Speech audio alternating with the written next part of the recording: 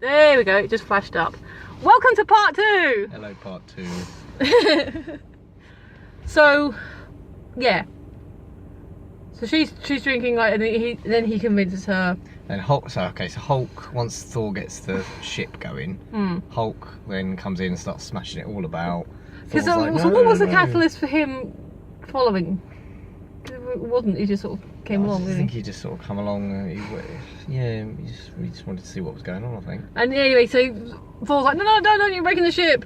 And Hulk bashes him saying, and you see Natasha's message to him, and he starts freaking out. Hey, big guy. Hey, good nerd, all talking. So it's kind of thing, and then eventually, after quite a brutal scene, if you've seen the original Take On Me video, like that, where he's trying to de-cartoonify himself. But yeah, he's trying to de-Hulkify. You actually see Bruce come out and then it switches back. It's quite very well done. Well done to the Ruffalo on that. But now we're back to we're with Bruce, who has no idea what's going on. No. All he knows is he's been trapped inside the Hulk for a while. He said it's like 2 years. Yeah, it turns out it's 2 years. And he described it as like, you know, it's always like me and Hulk have both had a hand on the wheel, but this time it feels like he had the keys to the car and I was locked in the boot. It's a good analogy. It's an interesting analogy. So now we're with Bruce. Obviously he's naked. Thor managed to find him some clothes, which are Tony's. Which surprised me because I didn't realise that. Because I always thought, because I know Bobby's 5'7", I always thought Mark was a little bit taller than him, but Tony's clothes fit him. Yeah, just about. Yeah, just it's a bit tight on the crotch. Tony likes his pants tight. So basically, I don't know if it's because the way he's been sort of pushed to the back, but kind of everything's coming to him. Well, not necessarily memories, but he's always neurons are frying. So he's kind of like in a freak out, like what is going on? Where am I? Where are we? Everything. And Thor's like, it's fine. You're on another planet. You've been to another planet. Because I've been to one planet. So I've been to 2. It's an experience. Yeah, he's like, hey, it's alright. It's alright. Thor's awesome in this film. He's really sweet. He's really grown to his own. Well on the Hemsworth. Yeah, very well done. So they're kind of having, so they calm him down to the point where they can sort of try and go, look, here's what's happened. And meanwhile, Jeff has gone full Saiyan hologram, was like, my champion has gone! Everyone celebrate his word! So this is where we get back into Elsa and Issa and Loki. I am tired. Where they're like, I can find him in 12, I can find him in 2, I can find him, and I like it where this is going. You can both find him. You're on the clock. Off you go. Yeah. Oh, his right-hand woman is amazing though. Yeah, she is good. Why are you handing me the melting stick? Oh, because we see a guy melted. Oh, it's on my shoes. I'm stepping in it. It's all like, whoa, what the? Whoa, just what? So he just interrupted. Why are you having the melting? He was just interrupting. It's not capital offence. Oh. It's like chill. Oh, I'm Jeff Goldblum. I'm all about chilling. Chill. Yeah. So they doing the thing, and then like they have a bit of a start scrapping the hall. Loki sees the same tattoo that Thor saw. He's like, oh, you're a Valkyrie. It's like, oh, wow, I heard you all died. Must be a really bad memory. And like, does the thing. And it's like, so you see the Valkyrie on their Pegasi. And how they all died. It was like, it was very beautiful, very emotional. We saw it in 2D, but I can imagine the 3D. I don't see very well in 3D. But as close as we were as well. Yeah, maybe not. Yeah, but no, it was pretty. Yeah, it was very pretty and well done, very well done. Oh, we got no trailers to talk about by the way, because we came in on the logo. Yeah. And we were like, good logo though. We had to go along the road. We were like, oh, sorry, excuse me. We were those people for a minute then. We were, but really all we kind of missed was the Thor and the logo. We sat down by the time that it actually started. Yeah. So he does that. They have a fight. Knocks out. I think there's more Asgard stuff, and then they're like, oh, how are we going to get off here? Like, they call themselves the Revengers. The Revengers. Because they're all trying to get revenge. Issa and Bruce have kind of a moment like, I know you, do I know you? Why do I know you? You feel familiar to me. I feel like I know you. Yeah, it's weird. Because Issa's also the same person who brought Hulk to Jeff. Yeah. So they're doing a moment, and then she's like, oh, by the way, and you see Loki chained up, and surprise. Thor throws a cup at his head. Ow. Make sure you're real. I'm real. So yeah, basically they're trying to work out what to do. There's a great moment actually where they're talking about, because in Heimdall was like, you're in a planet surrounded by doors, you need the biggest one, and we'd see that at the beginning. This is big vortex, because it's a trash planet, so you see vortices everywhere with stuff falling out of them. And then you see this big bugger in the middle. They're like, oh, that's going to come into play. And it does, and they're talking about how they need a ship that can get past the effects that are going to hit them. Yeah.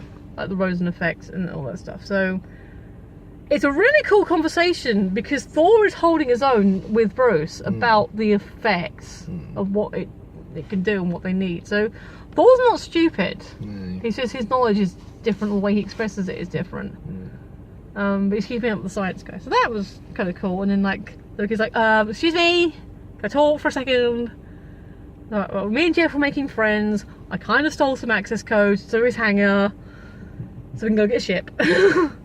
Right. So they're doing that. They're trying to have moments in between. It's kind of again that kind of cliche sequence where, can you describe it, because my throat's starting to go. What sequence are we talking about? Where they're breaking in and they've got the guns and everything. When they're going to the hangar. Because my brain's gone now as well. Oh, my brain's fine, it's my throat. Your throat, my brain. Bad combo. So, because they need a distraction, and no, Hulk's not coming out to play. So they start the revolution that Krug wanted. It's like, you Krug, who's asking? I mean, I know you're asking. Oh yeah, that's right. Yeah, of course. Yeah. So she goes into the little holding area, throws in the Krug the gun. Yeah, where's Krug? Who's asking? Well, I can see you're asking, but is anyone else asking? Anyone else want to know? Yeah, they chucks in the gun. Now he's got it. Yeah, time for the revolution to begin. So there's a distraction. Yeah, there's a Pure distraction. satisfaction. Sorry, that's a really obscure joke. And what happens after that? So Thor and Loki doing their bit. So they're talking, and then with the guns. Oh yeah, yeah. And they're in the lift. They're in the lift. They're in the lift, and they need some sort of distraction. So they play, what's it called? I need help. I need help. Yeah. We're not doing I need help. We're not playing. Yeah. So Thor suggests playing I need help, and Loki looks at him and says, "We're not playing I need help." Cut to the lift opening. Bing. I need help.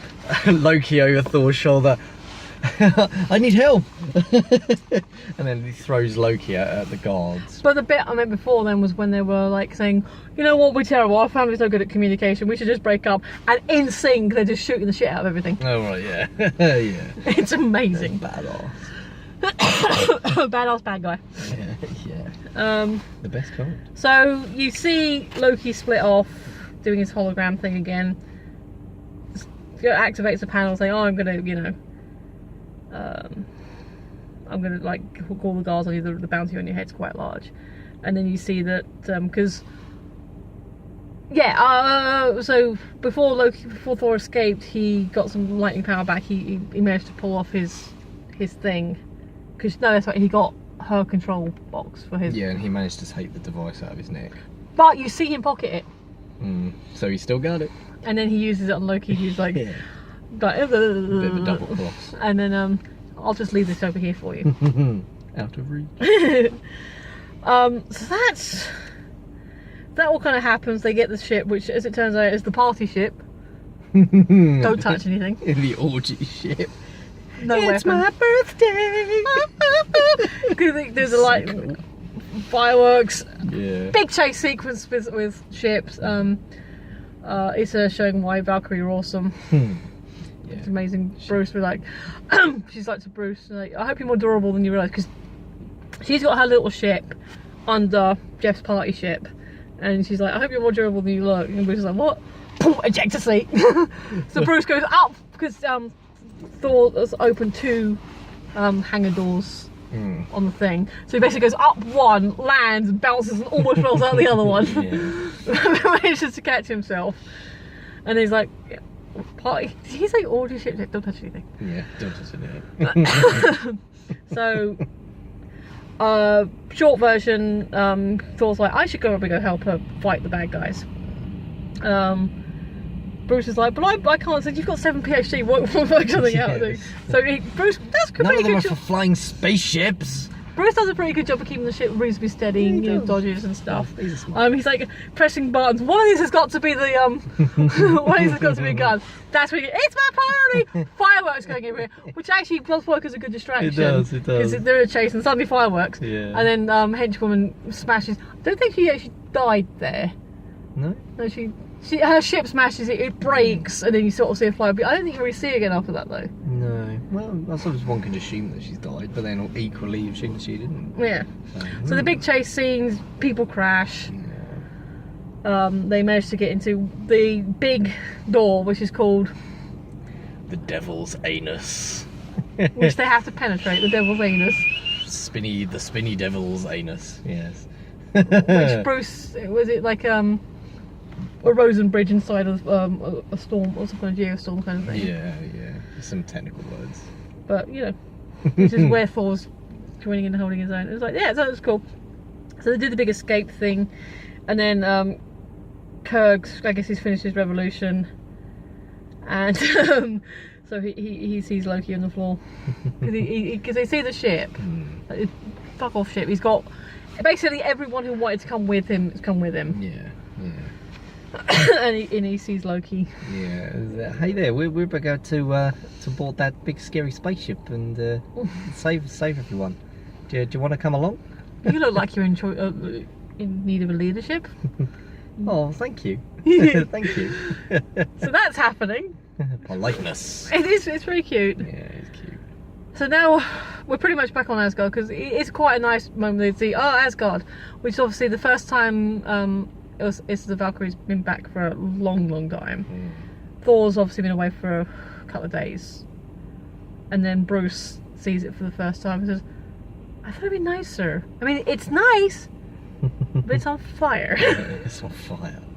And then we get like ship scans, so you see that, because like I said, the stairs with big puppy dog, they were going to threaten a woman, like, who's got the sword, because Heimdall nicked the sword for Bifrost, that's why I believe Asgard invaded the Nine Realms.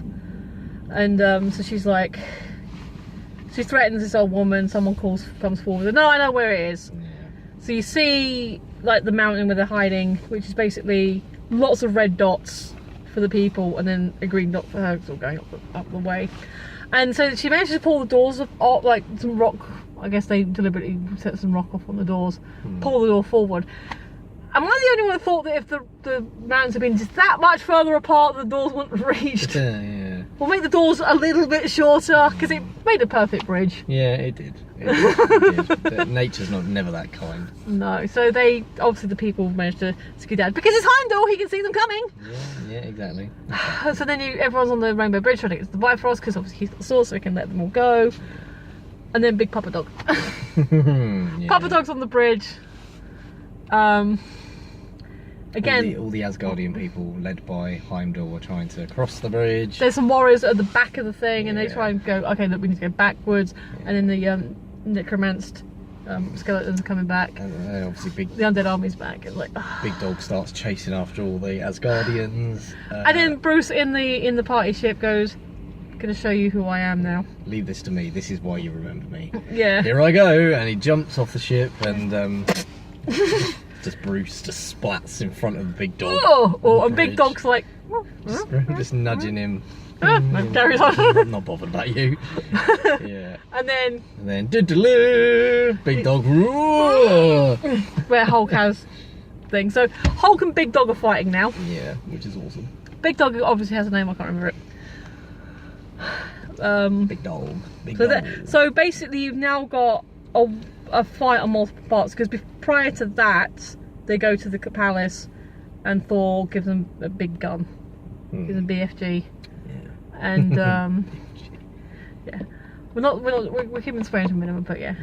Awesome. And so again, up to this point, Bruce is holding his own, flying them around, and she was shooting. He's like, "That dog will not die," and that's when he jumps out and splats. And it's awesome.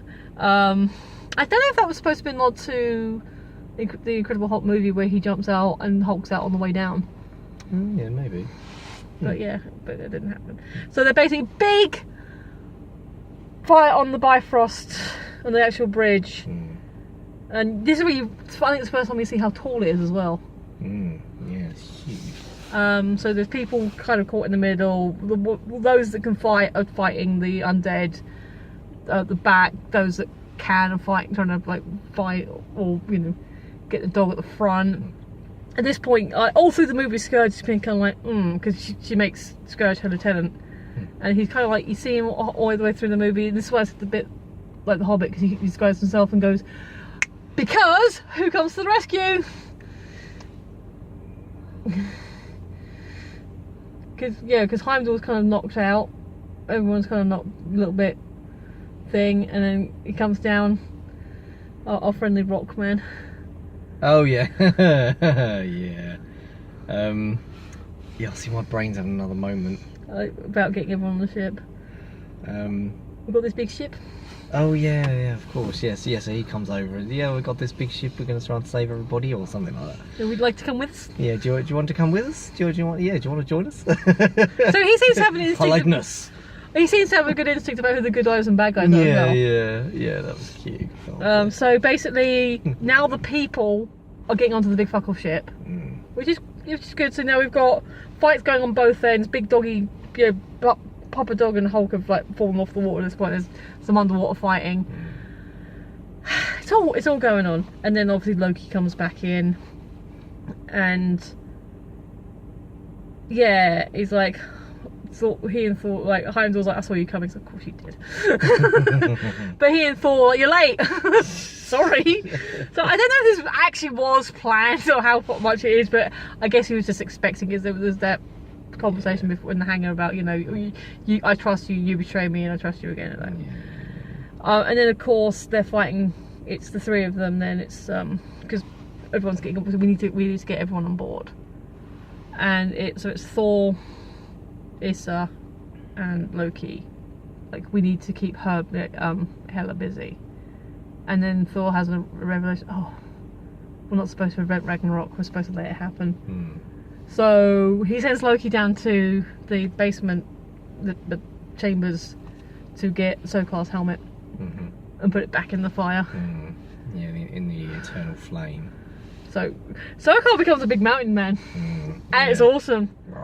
So basically, by this point, everyone's got onto the ship. So from flying off, there's a bit where she sends spikes like Earth up to the thing and like tries to stop them, and Scourge is like, "Oh fuck this noise," and sorry swearing, and he gets Des and Troy out and starts shooting everything up, and that's awesome. So he has his hero moment. He sadly he does die, but he has a hero's death.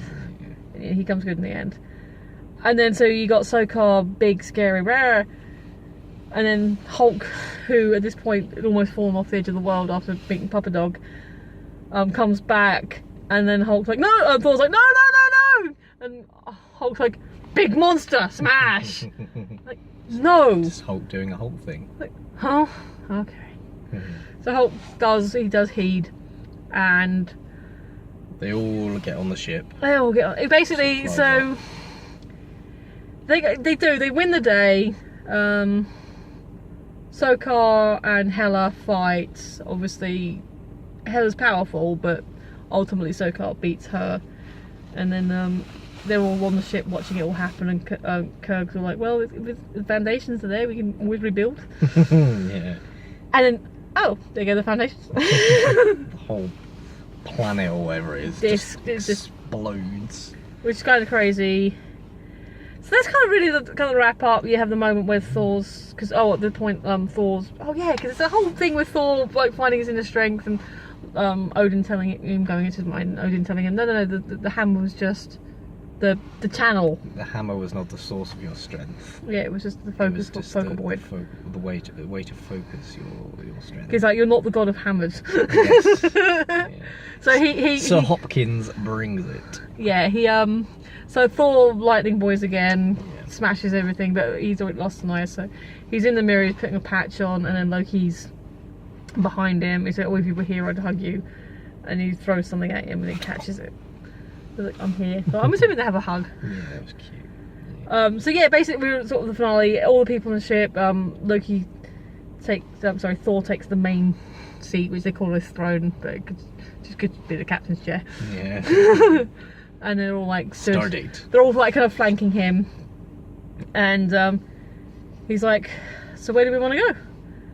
And he goes to Kirk, like, "Hey, Meek, where are you from?" Said, oh, he's dead. Oh, yeah, he's dead. Yeah, I accidentally stomped on him on the bridge. Yeah, no. I've just been holding him. Yeah, I've just been holding him the whole time because I just feel really guilty. And then suddenly Meek wakes up. Oh, he's alive, everybody. Oh, Meek's alive. Oh. Earth it is. That's nice. Yeah. They call it Earth or Midgard. I think they say Earth. Yeah, he does say Earth, yeah. So let's go to Earth. That's it. So we get two scenes. Fade to black. One where, well, the credit sequence is really bright and colourful and wonderful. You get the big ship scene. Yeah, the first post-credit scene, Loki's questioning Thor. Do you really want to go to Earth? Well, I want to really go to Earth. And then, yeah, cut outside of their very, very small ship, which I'm sure is an absolutely massive ship anyway. Yeah. Being overshadowed by an even more massiver ship. Yeah. So yeah, and then that cut to black. So things are happening. Credits. And then we get the post credit scene, which was Jeff crash landing because after the battle he's like thinking, oh hey, revolution. You know, well, because great. You know, I mean, thank me. You need someone to revolt against. So draw.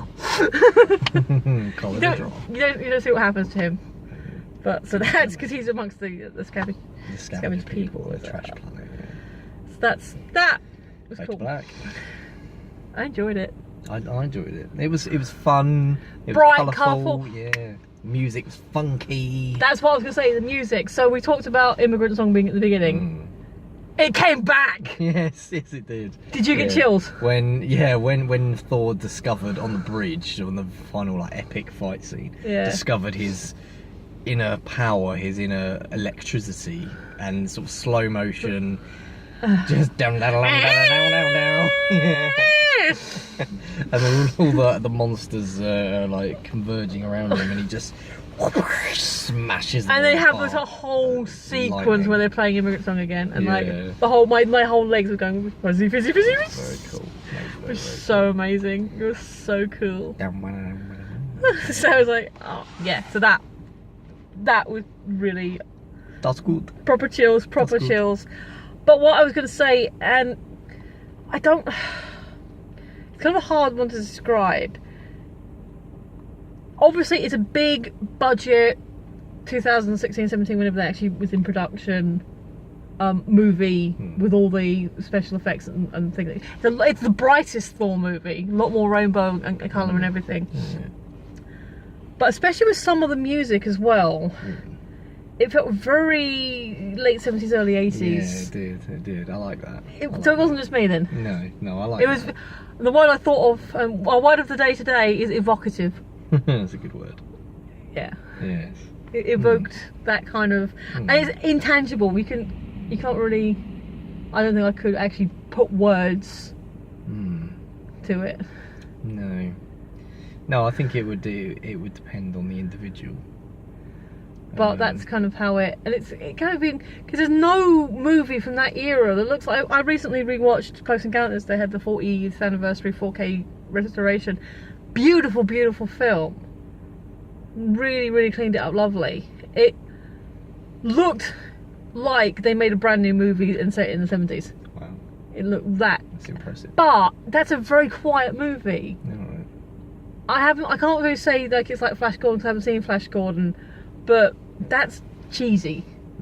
You don't need to see it to know it's cheesy. So it's the fact maybe the first Tron a little bit. You know, it's like, it feels like that kind of feeling you get with the modern budget. It's a very, it's awesome, but it's a very kind of, yeah, I know what you mean. Can't really describe it. Just it's a feeling. Yeah, go and see the film for yourself and experience the feeling. Yeah, we've been talking for quite a long time. It's really, that's just, yeah. It's, the music is amazing. The story is good. I liked it. I can see why some people thought maybe it was too funny. I saw a joke where it was like God was putting it together, and it was like, well, take a bit of Thor, take a bit of, like, maybe a bit of Avengers, and a whole heap of Guardians of the Galaxy. Yeah, it was very Guardians of the Galaxy-esque, wasn't it? But it's a space opera. But not too much. Not too much. Yeah, go and see it. I would recommend. We both recommend. Oh, well, I have what I call my popcorn scale, which I've me and Adam have discussed before, which is, and I will preface this by saying I was also hungry. I haven't had a lot of dinner, but we do need to get food. This, they're not rattling, is the large. Okay, and if I get it into the light, here you go, you can see the shadow. That's how much was eaten. That is my popcorn scale of excitement. That is a lot of popped. It was to the top. That's yeah. Actually, it's pretty good, that shadow. That's how much. That's how much is left. So, in the popcorn scale of excitement, the less is better. Yeah. I mean, and it's not. It happens like it's a popcorn scale of excitement, because if we went to a slower movie, I might still get a bag of popcorn, but I'm not going to eat as much. Which is why it's an excitement scale. It's that exciting. But from there to there, Oh my god. He doesn't like popcorn, so that's the popcorn scale of excitement. For Thor Ragnarok. Yeah, psych level high. I don't think, because we kind of really talked about any other sort of particular gags or anything that sort of jump out to you that you. I think we've covered everything. Jeff Goldblum's amazing. The man's a treasure. Yeah, he really is. Sir Goldblum. Very gold. Yeah, very Goldblum. Yes, Sir Anthony did bring it. He did. A lot more subdued. A lot more, not less, Odin. A lot less Sir Hopkins in this. Not less Sir Hopkins, but less Odin. More like, I don't know how long he was supposed to be in New York for. He was sort of in his he was doterage. Yeah, in his old man fleece. Yeah. And comfy trousers. But that could be because he's been on Midgard for so long. True. But that was more sort of the human side of him, wasn't it? Yeah. Which I think was important, really, to help help empathise with him. His sort of new relationship with Thor. One thing I was going to say. So you see, can't remember all the Warriors 3. The big Viking guy, the blonde guy, get killed initially when Hela first arrives back onto Asgard, and then sorry, I'm going to have to call him the Chinese guy. I'm sorry, I can't remember their names. He stands up. He sort of stands to the people. He does eventually die. He does a hero's death. He dies the same way Stephen Strange did. Yeah. Or one of the ways Stephen Strange did. He gets impaled and like, no Lady Sif. No. So I don't know where Lady Sif is. No. Let's go come back. She's probably in the toilet. To the very end was like Thor will return in Infinity, and presumably Hulk as well. Probably. Fade to black. Yeah, I mean, I don't know if there's any. I guess if we think about anything else, we can sort of add to. But yeah, just go see it. Yeah, go see it. It's fun. It's cool. It's fun. It's amazing. It's very funny. I might actually go and see it. I might take himself. I don't know. Yeah, you should. You should. He wants to go see it. If he wants to go see it, he can arrange a time, commit to a time, and I'll go with him. It doesn't look like it costs me anything to go see it. But yeah, in conclusion, awesome film. Yeah. We no other addings. What would you like to add? I can't think of any other ads. just this ad. Just me. Just me. Me, myself, and I. Yes. Yes. I will actually talk about that because obviously Adam. I don't know if Ads isn't a common nickname, but when we were at work, we were talking about our names. Our boss Martin, who I said, "Can we call you Marty?" He's like, "No, we call him Mart." So you tell us that you were named Adam because your parents didn't want your name shortened. Yes. To which me and Martin told us, "All right, Ads." Yeah, that didn't work out. Does mother know we call you Ads? I don't think so. I haven't got the heart to tell her. Oh, the other nickname's Pebbles. Pebbles is fun. Pebbles is fun. Yeah. But yeah, so yeah. Oh, tired, brain, hungry. Yeah. Let's do food. Let's do food. All right. I've been Michelle. Like, share, subscribe, all the gubbins. I'll put links. Follow. Thank you for watching. If you've come this way, thank you sincerely, because it's what are we on? We're on an hour 17 in 2 parts. Yeah. Ouch. So thank you. Thank you sincerely. Thank you. But yeah, I've been Michelle. He's been Adam. So it's good night for me. And it's good night from her. Bye. Fade to black.